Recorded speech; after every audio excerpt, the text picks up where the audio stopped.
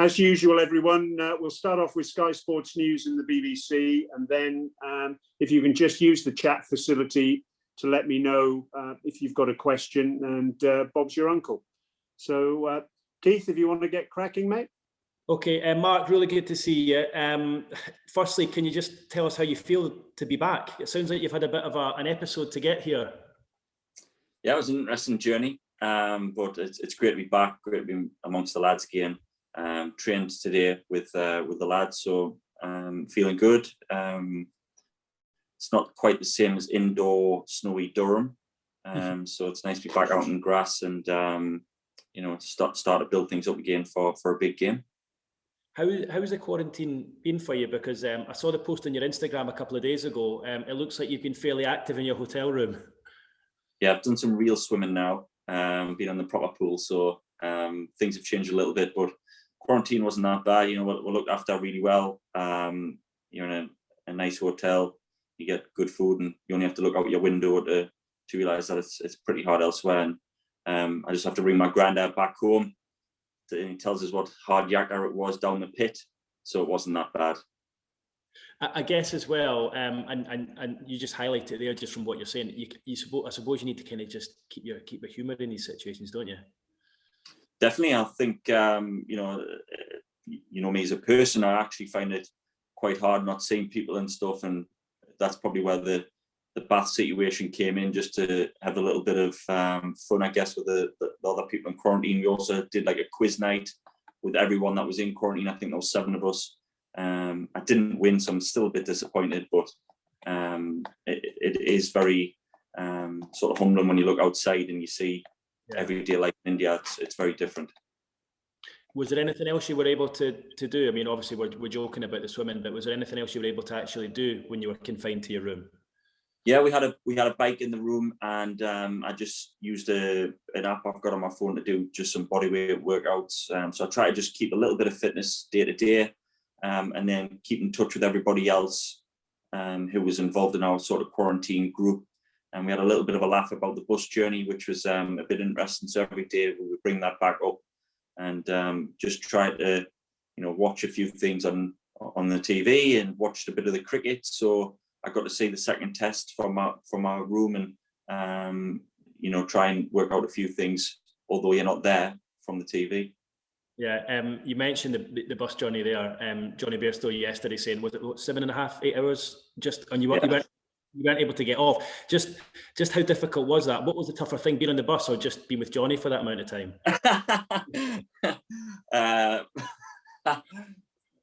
I'll go on the bus just to keep him happy. I mean, it's a big game for this Johnny, and I kind of let him down like that. So yeah, I'll say the bus.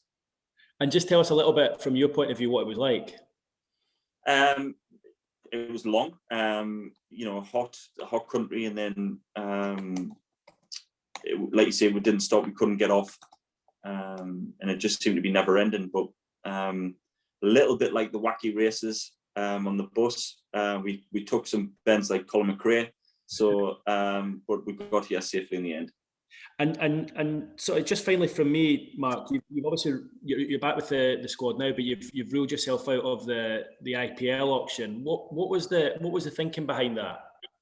A couple of things really. I think first and foremost it was my family. I'm going to spend 6 weeks here in India, and then it will be another 8 weeks on top of that. So that's 14 weeks where we're in a strange situation with COVID, and unfortunately you can't see your families during that winter period coming out with England like they usually do.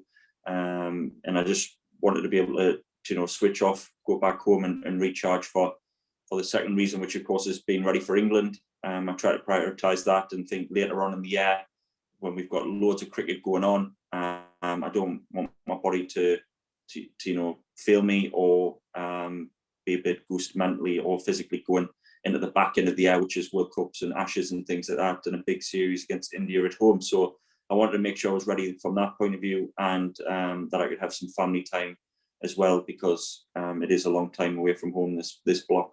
A lot being said, Mark, about players missing tests or missing England duty for the IPL, but you've obviously done it the other way around. That's quite nice to hear, because obviously it would have been a big financial decision for you to miss that as well. Yes, obviously there's been some big names going for some big money, and never begrudge that. I think it's great for them. It's life-changing money, and I think that's why it was such a sort of difficult decision for me. The plus side of it is you're not just going for money reasons. You would improve, hopefully, going into the World T20 as well and learn some skills. Plus, I feel I've got a little bit of unfinished business with the IPL. I didn't do very well and only played one game for Chennai last time. So I'd like another crack at some point, but I just didn't feel like the time was right. And ultimately, that was my decision. Everybody's got their own decision, each player. But for me, it was prioritising my family and England at the minute. Brilliant. Thanks very much, mate. Good luck. Yes, Keith. Laura, please. Hi, Mark. Hi, Laura.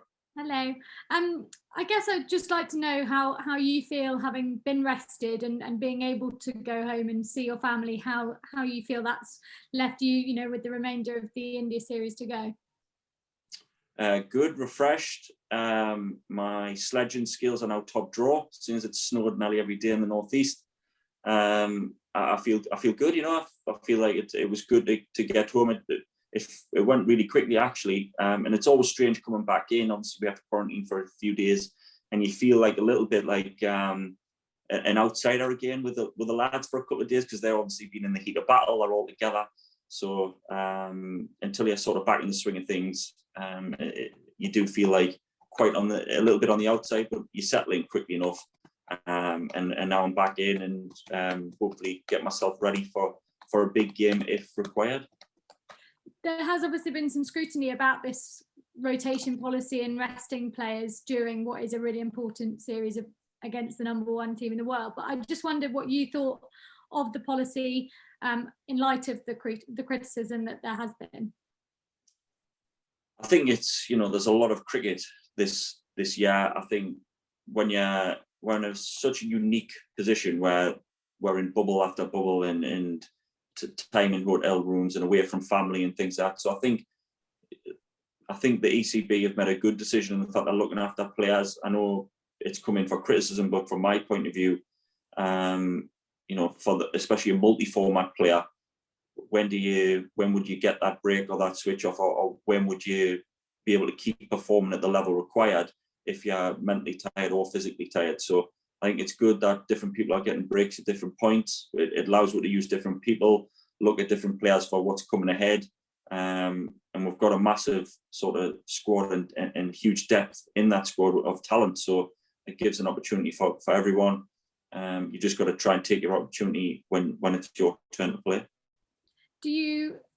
What do you think about people saying that there's a priority being given to T20 over tests? Do you think that's accurate?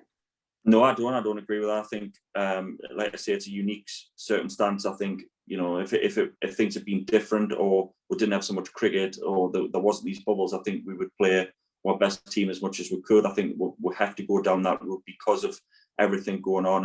And, I think we should maybe see it as a positive that, the ECB are looking after their players in that way. And if other nations might follow this, going down the track, if coronavirus was to keep going, and say, look at how well England look after their players. So you can look at both sides of the argument. I get that why people are saying that, but from within the playing group, I think it's seen as a positive. Of course, you want to play every game, and you don't want to be rested and rotated, especially if you're doing well. But in the long run, we've got an end game to look at. Like I said, especially for the multi-format players that we want to get to, and that's to make sure that everyone's fresh and ready to go. Do you think that, given how draining the bubbles sound like they are, do you think that there was a risk that if this rotation policy wasn't in place, that there could be burnout for players? Certain players, I think so, yeah. Everybody obviously reacts different. Some people are good at touring, some people aren't. I think the bubble as well, we've got to remember that we're very lucky, to be able to do this at times when people are struggling at home.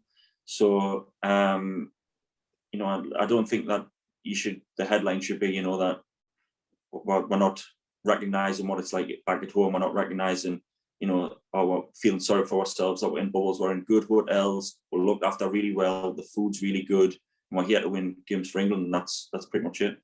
And just on the decision that you've made about the IPL, I know you've spoken about this, but how long did that decision take? And was it a family decision for you? I know you say it's because of family, but did you make it with your family? No, I made it by myself. I spoke to my family about it, and I spoke to my agent about it. It wasn't until sort of last minute, but I didn't want to go into the auction and then let a team down at a later date. I didn't think that was fair. So I thought the best to pull out just before. I was to and fro, back and forth, because I think it would have helped my cricket. It would have improved me as a cricketer, and there was a huge opportunity to improve my wage by going there. So it would have put a huge opportunity for me, but I think it was a difficult decision. And although it's life-changing money and an opportunity with the World Cup going on, I'm comfortable with my decision. That in the long run, I hope that it serves me well. Well, it sounds like you put a lot of thought into it, and it's a decision that you're comfortable with. I guess in what is a really long year of cricket, full on, and also with these unprecedented times with coronavirus.